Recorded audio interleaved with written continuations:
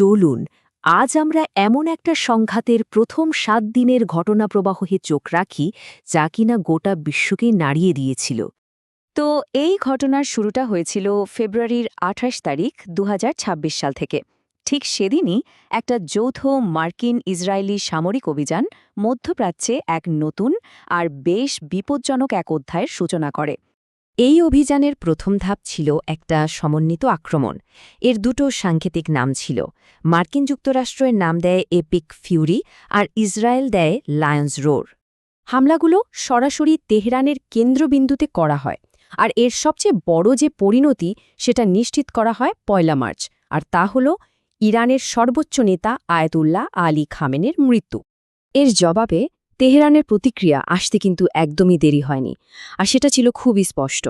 তারা তাদের সর্বোচ্চ নেতাকে হত্যার কঠোর প্রতিশোধ নেওয়ার ঘোষণা দেয়। আচ্ছা, এবার তাহলে দেখা যাক ইরানের সেই প্রতিশোধের আগুন কিভাবে গোটা অঞ্চল জুড়ে ছড়িয়ে পড়েছিল।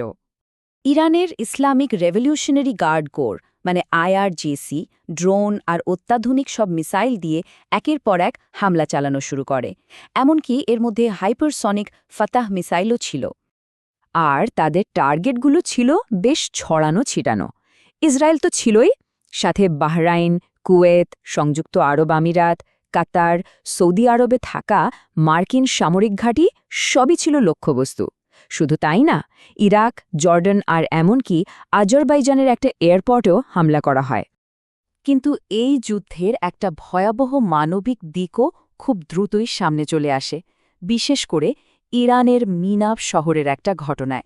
সাজারে তেইয়েবে বালিকা প্রাথমিক বিদ্যালয়ে একটা হামলায় ঠিক এতজন শিশু মারা গিয়েছিল বলে জানা যায়। একটা মর্মান্তিক সংখ্যা, তাই না? সবচেয়ে অবাক করা বিষয় হল এই ভয়ঙ্কর হামলার দায় আসলে কার, তা নিয়ে কিন্তু একটা বড় বিতর্ক তৈরি হয়। আর সেই বিতর্কের মূলে ছিল খোদ মার্কিন যুক্তরাষ্ট্রের পরস্পর বিরোধী বক্তব্য। সামরিক সংঘাতের পর চলুন এবার দেখি ঘটনাটা কিভাবে একটা অর্থনৈতিক যুদ্ধের দিকে মোড় নেয়। আর এই যুদ্ধের কেন্দ্রবিন্দুতে ছিল বিশ্বের অন্যতম গুরুত্বপূর্ণ একটা জলপথ। এই ব্যাপারটা বুঝতে হলে হরমুজ প্রণালীর স্ট্র্যাটেজিক গুরুত্বটা বোঝা খুব দরকার। দেখুন, এটা হলো পারস্য উপসাগর থেকে খোলা সমুদ্রে যাওয়ার একমাত্র রাস্তা। এক কথায় বলতে গেলে এটা বিশ্ব জ্বালানি সরবরাহের লাইফলাইন। তো মার্চের ৫ তারিখে ইরান ঠিক এই গুরুত্বপূর্ণ জলপথটাই বন্ধ করে দেয়। ভাবুন একবার, যেখান দিয়ে বিশ্বের তেলের একটা বিশাল অংশ যাতায়াত করে। ইরান তখন সরাসরি হুঁশিয়ারি দেয় যে আমেরিকা, ইসরায়েল বা তাদের কোনো মিত্র দেশের জাহাজ যদি এই প্রণালী পার হওয়ার চেষ্টা করে তাহলে সেটাকে টার্গেট করা হবে। আর এর পরপরই কিন্তু বেশ কয়েকটা তেলবাহী ট্যাঙ্কারে হামলাও করা হয়।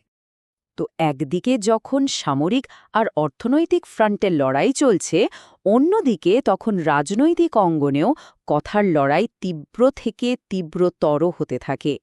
ফলে উত্তেজনা কমার আর কোনো সুযোগই ছিল না। মার্কিন প্রেসিডেন্ট ডোনাল্ড ট্রাম্প তার ট্রুথ সোশ্যাল প্ল্যাটফর্মে একটা চূড়ান্ত বার্তা দেন।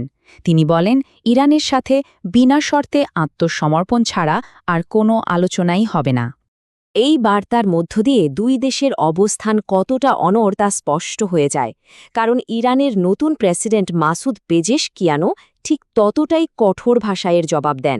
তিনি সাফ জানিয়ে দেন ইরান কখনো আত্মসমর্পণ করবে না।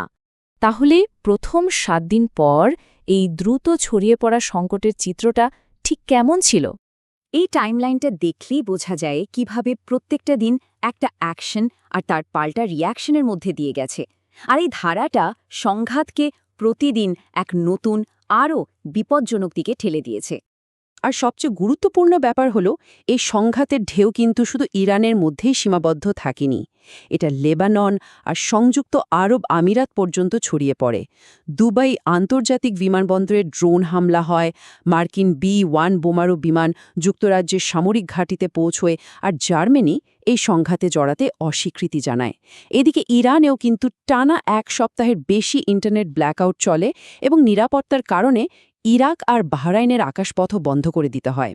৭ দিনের তীব্র সংঘাত, অর্থনৈতিক যুদ্ধ আর রাজনৈতিক অচলাবস্থার পর স্বাভাবিকভাবেই একটা বড় প্রশ্ন সামনে এসে দাঁড়ায়। যখন পুরো বিশ্ব দেখছে যে একটা আঞ্চলিক সংকট বিশ্বযুদ্ধের রূপ নেওয়ার পথে, তখন সবার মনে একটাই প্রশ্ন, এরপর কি হতে চলেছে।